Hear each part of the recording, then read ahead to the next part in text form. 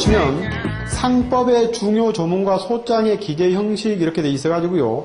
조문을 3가지 조문만 해놨습니다. 우리가 이제 상법의 조문과 관련해서 주로 언급되는 조문이 이런 3가지입니다. 첫 번째는 상사 법정 이율이라고 해가지고요. 상행위로 인한 채무의 법정 이율은 연 6%다 이렇게 돼 있죠. 그렇죠? 여기서 상행이라고 하는 것은 아까 우리가 앞에서 이야기했던 일방적 상행이든 두 사람이 모두 상행이든 묻지 않습니다. 그러니까 한 사람만 상행인 경우에도 두 사람 사이의 이율은 연 6%다 이런 이야기입니다. 그렇죠? 연 6%다 이런. 자, 그 다음에 57조요. 다수 채무자 간 또는 채무자와 보증인 간의 연대 이렇게 돼 있죠. 제가 상인입니다. 제가 상인이고 상대편이 상인은 아니지만 여러 사람이 묶여있다. 그렇죠? 묶여있다. 이런 경우에는 수인이 또는 그 일인 또는 전원에게 상행위가 되는 행위로 인하여 채무를 부담한 때에는 연대하여 변제할 책임이 있다. 그러니까 두 사람 중에 한 사람만 상인이고 한쪽 상대편이 여러 사람이 있는 경우에는 그 여러 사람들은 전부 다 연대 책임을 부담하게 된다는 겁니다. 연대 책임을 지게 된다는 겁니다. 아시겠죠? 예. 하여튼 상행위와 관련해서 한쪽 편에 여러 사람이 등장하게 된 경우에는 그 여러 사람은 보십시오. 여기에 물건을 제공할 때요. 요 B라는 자가 물건을 상대편한테 제공할 때 그 상대편이 요 사람이 회사입니다. 또는 개인 사업자입니다. 그래서 요 갑하고 오래한테 물건을 갖다가 1천만 원어치를 제공했으면 1천만 원어치를. 이랬을 때 B라는 자가 갑하고 A에게 돈을 받을 때요. 갑이라는 자가 나중에 나는 이것을 1천만 원어치 받아와서 나는 500만 원 받고 이렇게 500만 원 나눠 가졌으니까 결론적으로는 내가 부담해야 될 돈은 500밖에 안 된다 이렇게 주장하지 못한다는 겁니다. 그러면 이 B의 입장에서는 갑과 A를 연대하여 이자에게 1천만 원, 이자에게 1천만 원 이렇게 추궁할 수 있다는 것이죠. 이렇게 추궁할 수 있다는 겁니다. 그래서 나는 500만 원밖에 안 썼다 이렇게 말할 수 없다는 것이죠. 이게 57조에 나와 있는 원칙적으로 연대 책임을 부담하게 된다 이런 이야기입니다. 자, 64조의 상사시효입니다. 상법에서 발생하는 모든 시효는 원칙적으로 5년입니다. 그래서 우리가 소장에 관한 소장을 작성을 할 때 그 권리 의무 관계를 따질 때요. 제일 첫 번째는 그 시효가 진행했는가 여부를, 즉 시효가 완성했는가 여부를 따지게 되는 것이죠. 그렇죠? 이게 5년 또는 3년입니다. 5년 또는 3년이죠. 원칙적으로 5년인데 이보다 단기의 시효의 규정들이 상법이나 민법에 존재하게 됩니다. 그러니까 항상 5년이 아니고요. 5년보다 훨씬 더 짧은 시효들이 존재하게 됩니다. 1년짜리 시효도 있고요. 3년짜리 시효도 존재하게 됩니다. 예. 일반적으로 이와 같이 5년이다 이런 5년이다. 여러분들이 은행에서 돈을 빌리시면 은행에서 1년 또는 2년마다 와서 자설을 하라고 합니다. 그렇죠? 또 뭐 대출을 갱신한다 이런 거 있죠. 이런 갱신들은 주로 왜 그러냐면 전부 다 시효의 중단 때문에 그렇습니다. 시효의 중단 때문에 그렇습니다. 그러니까 여기 시효가 5년이라 했는데 내가 알았다 돈을 갚겠다 이렇게 이행 확인서를 주로 이제 그 의뢰인들의 이행 확인서를 가져오죠. 그렇죠? 확약서 또는 이행 확인서를 가져오게 되는데 이러한 이행 확약서가 있으면 이때로부터 다시 5년 동안 또 진행하게 됩니다. 이것을 시효의 중단이라고 합니다. 그렇죠? 그래서 우리가 보통 돈을 빌려주게 되면 뭐 주기적으로 1년 또는 3년마다 한 번씩 이행 확인서를 받게 됩니다. 이 이행 확인서를 받게 되면 그 민법에서의 그 시효 중단이라고 해가지고요. 시효를 중단하게 되면 그때부터 다시 5년이 다시 경과하게 됩니다. 아시겠죠? 계속 이렇게 늘어나게 되는 것이죠. 회사에서는 일반적으로 이러한 이행 확약서 등을 받게 되죠. 그래서 이행 확약서를 받게 되면 이행 확약서를 받은 때로부터 다시 시효가 진행한다 이렇게 이해하시면 됩니다. 그런데 이제 내용 증명 같은 걸 보내는 경우가 있습니다. 돈 주라고 내용 증명을 보내는 경우요. 이것은 상대편이 그 채무가 있다는 것을 승인한 게 아니고요. 단순히 돈을 달라고 요구한 것에 불과하기 때문에 이것의 시효 중단의 효과는 6개월을 넘지 못합니다. 그러니까 내용 증명을 보냈다고 해가지고 시효가 다시 진행하지는 않습니다. 자, 양가라 2번의 소장의 기재 형식이요. 이것만 한번 자세히 한번 봅시다. 거기 보시면 피고들은 연대하여 원고에게 2007년도 10월 2일부터 소장 부분 송달일까지는 연 6% 이렇게 되어 있죠. 여기서 제가 설명하려고 하는 것은 두 가지입니다. 하나는 연대하여라고 하는 표현하고 두 번째는 이와 같이 이자의 기재입니다. 그렇죠? 그래서 여러분들이 소장을 쓰실 때 의뢰인들이 이와 같이 의뢰를 하실 때 이 이자의 기재도 빼먹지 말아야 됩니다. 그 다음에 앞에 나와 있는 이 연대라는 것은 상법에서 하여튼 나타나는 여러 사람들은 모두 다 묶이게 된다. 이래요. 묶이게 된다. 요 이야기고요. 그 다음에 동그라미 두 번째 어음채권과 물품대금 채권입니다. 이것만 한번 설명을 드립시다. 요즘에는 예전처럼 어음이 많이 유통되지 않습니다. 왜냐하면 전자어음이라 해가지고요. 실제 어음을 종이처럼 발행하지 않고 일정한 기간에 등록을 하고 그 등록에 이와 같이 서명 등을 함으로써 어음이 유통되고 발행되고 또 변제됩니다. 자, 그런데 그래도 이와 같이 개인 사업자들 또는 조그마한 회사들은 어음이 유통되게 되니까요. 이 어음은요, 여러분들이 보시는 어음은 대부분 약속어음입니다. 그리고 거래에서도 약속어음 이외에는 주고받지 않습니다. 약속어음만 주고받게 됩니다. 자, 그런데 이 약속어음 이거 하나만 딱 봅시다. 여기 A가 약속어음을 발행합니다. 발행하고 이 약속어음을 B에게 줍니다. 자, 그리고 여기에 98년도 10월 1일이라고 합시다. 이게 만기입니다. 여기서 이제 어음의 어음 용지를 보시면 만기라고 이렇게 표시되어 있는 게 없고요. 전부 다 지급 기일이라고 표시되어 있습니다. 여기 이제 금액이 기재되어 있고요. 자, 이게 만기라고 합시다. 그냥 우리가 그냥 편하게. 자, 그래서 이 B라는 자가 이 어음을 이제 갑에게 양도했습니다. 그 다음에 현재 을에게 양도해서 을이 소지하고 있습니다. 자, 이랬을 때요. 이게 날짜가 너무 옛날입니까? 그럼 되돌려 봅시다. 2007년. 자, 07년 10월 1일 날 만기게 되면 여기에 현재 어음을 소지한 자가 10월 1일이 되게 되면 돈을 달라고 청구할 수 있습니다. 10월 1일이 되면 돈을 달라고 청구할 수 있죠. 물론 10월 1일이 되기 전에도 가압류는 가능합니다. 가압류라는 것은 나중에 본안 소송을 해가지고 이와 같이 돈을 받아오기 위해서 하는 보존 조치이기 때문에 돈을 달라고 청구하는 시기는 10월 1일이 넘어야 되지만 가압류 조치는 이와 같이 9월 1일도 할 수 있다는 겁니다. 9월 1일도 할 수 있는 것이죠. 보존 처분이니까. 그러면 이 을이라는 자가 10월 1일 날 돈을 달라고 청구할 때는 여기에 지급 장소라는 게 있습니다. 여기 지급 장소라는 게 있습니다. 이 지급 장소에 보면 뭐 국민은행, 뭐 구로동지점 이렇게 되어 있습니다. 그러면 이 을이라는 자는 10월 1일 날 국민은행 구로동 지점에 가서 돈을 달라고 청구합니다. 만약에 이 기재가 없으면 어디로 가야 됩니까? A에 이와 같이 영업소 또는 주소지에 가서 돈을 달라고 청구하게 됩니다.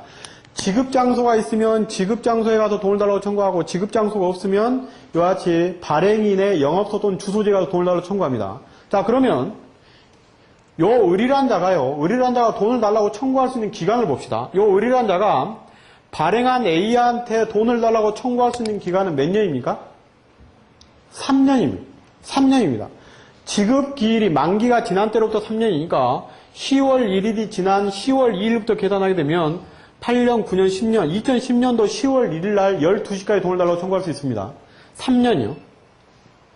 그러니까 이 어음을 발행한 사람은 3년 동안 어음상 책임을 부담하게 됩니다. 자, 요 을이라는 사람은 앞에 있는 갑에게도 돈을 달라고 청구할 수 있습니다. 여기에 B한테도 돈을 달라고 청구할 수 있습니다. 요 을이라는 자가 앞에 있는 B나 갑에게 돈을 달라고 청구할 수 있는 기간은 몇 년입니까? 몇 년입니까? 1년입니다. 1년입니다. 1년이요. 네. 자, 그러니까 결론은 뭐냐면 이 돈을 달라고 할 수 있는 기간이 3년 또는 1년이라는 말은 무슨 뜻이냐면 을이란 자가 어음금을 달라고 소송을 할 때요. 소송을 할 때 이 사람에 대해서 3년 동안 소송을 할 수 있고 요 갑이나 B에 대해서는 1년 동안 소송을 할 수 있다는 겁니다. 1년 동안요. 자, 그런데 요 을이란 자는 갑에게 그냥 어음을 그냥 받는 게 아니고 뭔가 대가를 지급하고 어음을 받았을 거 아닙니까? 그렇죠? 물품을 주고 어음을 받았겠죠. 요 을이란 자는 갑에 대해서 물품대금 채권이라는 것도 갖고 있습니다. 그리고 어음을 받았으니까 어음금 채권도 갖고 있죠. 요 두 가지 채권은 병존합니다. 병존합니다. 여러분들이 그 채권 양도를 하게 되면 채권을 양수받은 사람, 즉 원래 그 채권자는 채권을 양수받은 사람은 두 가지 채권을 전부 다 갖고 있게 되죠. 그렇죠? 하나는 양수금 채권도 갖고 있고 채무자에 갖고 있었던 채권도 가지고 있게 되는 것이죠. 그렇죠? 두 가지 다 가지고 있는 것처럼 이 을이라는 자가 갑에게 물건을 공급하고 어음을 받았다면 이 을이라는 자는 갑에 대해서 어음금 청구권도 갖고 있고 또 하나는 물품대금 청구권도 갖고 있다 이러네. 그러니까 이 물품대금 채권은 몇 년입니까? 이것은요? 예? 5년이. 예, 당사를 했으니까 5년이다. 그러니까 이 을이라는 자가 갑에 대해서 소송을 한다. 다른 말로는 앞에 있는 사람은 다 망해가지고 실제 없다. 또는 가짜로 어음을 만들어낸 사람이어서 실제 존재하지 않는 사람이다. 그럼 요 갑만 있다면 을이라는 자는 갑에 대해서 어음금 청구 소송을 1년 동안 할 수 있습니다. 1년이 경과하게 되면 뭘 청구할 수 있다는 겁니까? 물품대금 청구 소송을 5년 동안 할 수 있다는 것이죠. 아시겠죠? 그래서 거기에 소장의 기재 형식에 제가 3년 이내에 이렇게 놨는데 3년 이내에는 어음금 청구 소송을 할 수 있다. 누구에게 대해서요? 발행한 사람. 만약에 이것이 1년이라면 여기 나와 있는 갑, B, A에 대해서 전부 다 할 수 있는 것이죠. 전부 다. 그 다음에 이 3년이 경과했다면 요 5년 동안은 요 앞에 있는 갑에 대해서 물품대금 청구를 할 수 있습니다. 요 을이라는 자가 A에 대해서 물품대금 청구에 소송을 할 수 있습니까? 없습니다. 그렇죠? 왜냐하면 직접적으로 거래관계가 존재하지 않으니까 물품대금 청구 소송을 제기할 수는 없는 것이죠. 그래서 여러분들이 어음을 들고 오면 그 사람이 도대체 어떤 이유로 어음을 받았는가를 한번 생각을 해보시기 바랍니다. 그러면 이해할 수 있습니다. 그래서 거기에 소장의 기재 형식이 그렇고요. 자, 두 번째. 여러분들이 그 대법원의 그 소장의 양식 모음집에 가게 되면요. 여기에 보면 이득 상환 청구의 소라는 게 있습니다. 이런 이익상환 청구의 소장이라는 양식이 존재합니다. 여러분들이 자기합수표 있죠? 자기합수표요. 자기합수표를 보게 되면요. 은행에서 돈을 받거나 또는 여러분들이 뭐 가게에서 물건을 살 때도 당사자의 신분증은 확인해도 수표에 기재되어 있는 날짜는 확인하지 않습니다. 수표에 기재되어 있는 날짜는 요 만기가 기재되는 게 아니고 발행한 날짜만 기재됩니다. 그런데 수표가 살아서 돌아다니는 날은 10일입니다. 10일밖에 되지 않는다고요. 그러니까 10일이 경과하게 되면 그 수표는 뭐라는 겁니까? 수표라는 겁니까? 수표가 아니라는 겁니까? 수표입니까? 아닙니까? 제가 오늘은 수표를 가져왔는데.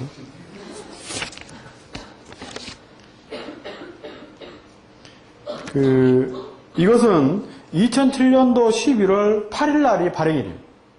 그럼 오늘이 며칠입니까? 며칠이요? 아직 10일이 안 지났습니다. 10일이 경과하게 되면 수표는 효력이 없습니다. 그런데 효력이 없다고 여러분들 버립니까? 또는 10일이 지난 후에 은행에 가도 돈은 항상 주게 되어 있는 것이죠. 언제까지 돈을 주게 되냐면 10년 동안 돈을 줍니다. 10년. 이게 수표가 10일이 경과하게 되면 수표금이라는 요 권리요. 여기요. 이 권리가 소멸했음에도 불구하고 이 어음금 청구 소송을 하려면 권리가 있어야 될 거 아닙니까? 그렇죠? 수표금 청구 소송을 하려면 수표금에 관한 권리가 존재해야 될 거 아닙니까? 그런데 그게 없음에도 불구하고 10년 동안 돈을 달라고 청구할 수 있는 것은 바로 요 이득상환 청구권 때문에 그렇습니다. 그러니까 약속어음을 발행한 사람이 최장 기간 동안에 책임을 지는 기간은 몇 년이냐면 실제 13년입니다. 그러니까 3년 동안은 어음금 책임을 부담하게 되고요. 어음금 책임이 소멸하게 되면 이때 발생한 것이 이득상환 청구권이고 이익상환 청구권의 시효는 10년이기 때문에 어음을 발행한 사람이 원칙적으로 책임을 지는 기간은 13년입니다. 그런데 여러분들 13년 뒤에 소송하신 적 보셨습니까? 안 보셨죠? 여러분들 내일 가시면, 오늘 가시면 거기에 이익상환 청구권이라는 소장을 한번 보시기 바랍니다. 한번 보시고 이게 여기에 사용될 수 있다 이런. 자, 근데 여기에는 요건들이 있습니다. 그 요건들은 여러분들이 요건들을 한번 책에 찾아서 보시기 바랍니다. 요건들이 있다 할지라 하여튼 청구할 수 있는 그래도 가능성은 존재하다. IMF가 98년도에 일어났다 이런. 10년 전에 일어났다고 며칠 전에 신문에 났지 않습니까? 그렇죠? 어젠가 그젠가. 그러면 10년 전에 개인 사업자가 성호 실업에서 대표자 갑해서 어음을 발행했는데 망했습니다. 자, 근데 지금은 이제 성호 실업이 아니라 신라 실업 해가지고 대표자 갑에서 장사를 잘하고 있습니다. 성호 실업의 대표자 갑과 신라 실업의 대표자 갑은 같은 사람입니까? 다른 사람입니까? 같은 사람입니다. 개인 사업자는 상호가 중요하지 않고 오직 그 사람만 중요하기 때문에 이와 같이 10년이 경과했다 할지라도 똑같이 같은 사람. 이 사람에 대해서 제가 10년 전에 물품을 공급했었을 때는 물품대금 채권을 이미 시효로 소멸했습니다. 그때 이미 이제 전부 다 망했기 때문에 판결도 안 받아줬습니다. 받아도 의미가 없기 때문에. 또 어음을 받았다 할지라도 이미 3년이 다 경과했죠. 다 쓸모가 없어졌다 이런 얘기. 그러나 지금은 장사를 잘하고 있으면 이게 바로 이득사안 청구권이 행사될 수 있는 여지가 있다 이런 얘기. 여러분들 저 동대문 상가에 가시면 그 동대문 상가에서 장사하시는 분들은 이 어음 용지를 이렇게 들고 있습니다. 이렇게요. 전부 다 어음문. 그래서 이 어음이라는 건 반드시 여기에 지급장소와 국민은행 구로동지점 이렇게 찍혀 있는 건 어음이 아니고요. 여러분들 문방구에서 파는 어음이죠. 보통 우리가 말하는 문방구 어음 이렇게 있는데 문방구 어음도 전부 다 어음입니다. 똑같은 어음입니다. 아무런 효력의 차이가 없습니다. 자, 그래서 4페이지에서 설명드리고 싶었던 내용은 이런 내용입니다. 자, 넘어가 봅시다. 5페이지입니다. 5페이지에 나와 있는 상법 관련 특별법 이렇게 해가지고 적어놨습니다. 여기에 있는 내용들이요. 한번 여러분들이 꼭 한번 읽어보시기 바랍니다. 거기에 제일 첫 번째는 소기업 해가지고요. 회사가 보통 5천만 원 이상으로만 회사를 설립하려고 하고 5천만 원을 좀 빌려달라고 하는 사람들이 있습니다. 뭐 법무사가 5천만 원씩 현금을 쌓아두고 있을 사람이면 법무사 안 하죠. 그렇죠? 안 한다 이러면. 그렇죠? 5천만 원 빌려달라고 합니다. 빌릴 수 있습니까? 없습니다. 없다 이러면. 그럴 때 이와 같이 1,000만 원으로 회사를 설립하라고 하면 됩니다. 그렇죠? 1,000만 원 회사를 설립하라고 하면 되는 것이죠. 이게 소기업 및 소상공인 지원을 위한 특별조치법에 의해서 설립할 수 있는 회사들이죠. 그렇죠? 설립할 수 있습니다. 그러니까 이와 같이 불법을 부추겨서는 안 되는 것이죠. 지금은 그럴 수도 없는 것이고요. 그렇죠? 그 다음에 벤처기업 육성에 관한 특별조치법, 부동산 투자회사법, 그 다음에 증권거래법은 이것은 상법에 관한 특별법들이기 때문에요. 가끔 여러분들이 거래하시는 회사 중에 이제 상장된 회사들과 관련된 회사를 거래하실 때는 이 증권거래법을 반드시 확인해야 됩니다. 자, 그 다음에 외국인 투자촉진법이요. 요즘에는 워낙 외국에서 돈이 많이 들어오죠. 특히 이러한 외국인 투자촉진법 관련해서 외국인들이 돈을 가지고 들어올 때 또는 외국인들이 뭐 임원이 될 때 이런 경우에 어떻게 우리가 조치를 취해야 될 것이냐 뭐 이런 것들이 있고요. 중소기업법 이런 것들은 세금 감면과 관련해서 여러분들이 자주 보시는 조문들일 겁니다. 그렇죠? 특히 뭐 부동산 등기를 주로 하시는 사무실 같은 경우에는 이와 같이 중소기업 같은 경우에는 뭐 채권이 감면되는 이러한 내용들은 여기서 찾을 수 있을 것이고요. 자, 그 다음에 주택법 이런 것도 부동산에서 많이 보겠죠. 그 다음에 밑에 지방세법, 그 다음에 조세특례제한법, 농어촌 특별세법 이거 전부 다 그 세금과 관련된 그 조문들이죠. 산자우고시에 나와 있는 2006-06이 이것은 세금이 감면되는 업종들에 관해서 이와 같이 적고 있습니다. 그러니까 일정한 업종들은 세금이 감면 혜택을 받게 됩니다. 그래서 여러분들이 산업자원부의 홈페이지에 가서 이 번호를 치시면 이 업종이 감면되는 업종들이 쭉 있다 이러네요. 그렇죠? 그래서 뭐 굳이 뭐 임대업, 부동산 임대업 이런 것만 집어넣지 않게 되면 감면을 받을 수 있는 업종이라면 그렇게 유도를 하는 게 낫겠죠. 그렇게 유도를 하는 게 낫겠죠. 예. 그러나 여기에 기재되어 있다 해서 반드시 이와 같이 감면이 되는 게 아니고요. 반드시 이것은 등록세 발급은 즉 지방세 발급은 구청에서 하는 것이기 때문에 반드시 협의를 해야 될 것이고요. 그 다음에 밑에 나와 있는 산업 직접 활성화 및 이렇게 되어 있는데 이게 이제 구로공단 같은 지역입니다. 일정 지역 안에 산업단지를 전부 다 모으는 것이죠. 그리고 이 안에 들어오는 것들은 이와 같이 장소적으로 이 안에 들어온 것들은 결국에는 세금을 감면하겠다 이런 것들 아닙니까? 그래서 산자부 고시와 같은 것들은 업종에 의한 세금 감면에 관한 규정들이고요. 밑에 나와 있는 것은 지역에 의해서 일정 지역에 의해서 세금을 감면하는 이러한 규정들이죠. 자, 그 다음에 상업등기. 자, 이제 보게 되는 상업등기. 상업등기에 보면 상업등기란 게 뭐냐 이렇게 돼 있는데 상법이나 기타 규정에 의해서 등기부에 기재하는 것을 말하고 이러한 상업등기부는 부동산 등기나 법인 등기와 다르다. 부동산 등기는 말 그대로 부동산을 기재하는 것이죠. 법인 등기는 비영리 법인을 기재하는 것이고요. 그렇죠? 일반적으로 알고 있는 뭐 사단법인, 재단법인 이런 것들을 기재하는 것이고 뭐 선박 등기 이런 것들도 상업 등기가 아니다. 상업 등기부는 이와 같이 9가지의 등기부가 있다는 겁니다. 우리 방가리 2번 보시면 한명회사 등기부, 합자회사 등기부, 주식회사 등기부, 유한회사 등기부, 외국회사의 등기부 이렇게 되어 있죠. 외국회사의 등기부. 여기 외국회사의 등기부라는 것은 외국인 투자기업을 말하는 게 아니다. 그러니까 그 자본이 전부 다 외국에서 들어왔다 해가지고 이것을 외국회사의 등기부라고 하지 않습니다. 이 외국회사의 등기부는 뭐하고 똑같은 것이냐면 지점 등기부라고 보시면 돼요. 지점 등기부요. 네. 외국회사의 지점 등기부라고 보시면 되는 것이죠. 그 이외에 나와 있는 방가로 1번에 나와 있는 상호 등기부, 무능력자 등기부, 법정대리인 등기부, 지배인 등기부는 이건 개인 사업자들이 운영하는 등기부입니다. 이렇게 상호 등기부, 무능력자 등기부, 법정대리인 등기부, 지배인 등기부 이렇게 되어 있죠. 거기 지배인 등기부 같은 것은 회사의 지배인은 회사 등기부에 기재하는 것이기 때문에 여기에 지배인 등기부는 개인 상인이 지배인을 두려고 하는 경우 이런 이야기죠. 물론 거기에 앞에 나와 있는 상호 등기부가 있는데 이것도 개인 상인들이 상호를 등기할 수 있습니다. 이런 경우에는 상호 등기부가 만들어지게 된다는 겁니다. 물론 회사의 경우에도 상호 가등기라는 경우에는 이 상호 등기부에 등기가 나타나게 됩니다. 회사가 상호 가등기를 하는 경우에는 회사 등기부라는 게 아직 안 만들어진 것이죠. 그렇죠? 그러니까 여기 나와 있는 상호 등기부에다가 이와 같이 등기를 하게 되는 것이죠.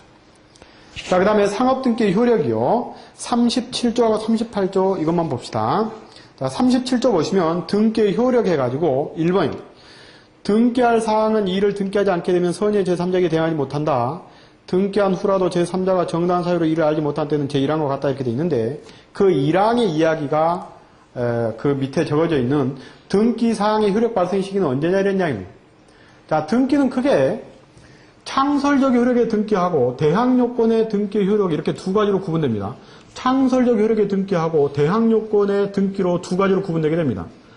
창설적 효력의 등기라는 것은 등기를 하게 되면 효력이 나타나는 것이고요. 대항 요건의 등기라고 하는 것은 등기를 하지 않아도 효력이 있다는 겁니다.